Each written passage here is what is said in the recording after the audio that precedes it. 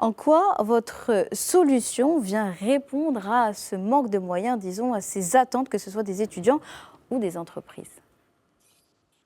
Avant de dire comment la solution peut aider, il faut déjà préciser quelles sont les statistiques en fait en termes d'éducation au Cameroun.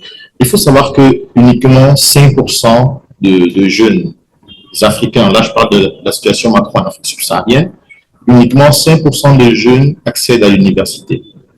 Alors, 5% de jeunes accèdent à l'université et nous avons, sur ces 5%, nous avons 82% qui sont au chômage, à peu près. Euh, Là, on parle sur une échelle de 12 millions de diplômés chaque année en Afrique subsaharienne et 82% de ces 12 millions sont au chômage. Ceux qui sont employés le sont plus parce qu'ils ont fait des études techniques. Donc, voilà le débat en fait. Est-ce que les programmes que nous proposons dans nos universités sont des programmes que le marché demande? Voilà la vraie question.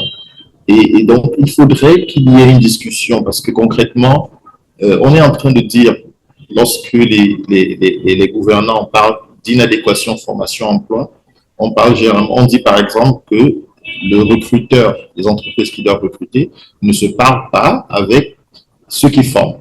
Pourtant, en réalité, ça devrait être une synergie. On quantifie la main-d'œuvre et ensuite, on se connecte avec les écoles de formation, les universités qui vont former pour que le jeune puisse directement faire la passerelle éducation-emploi. Et c'est ce qui nous manque.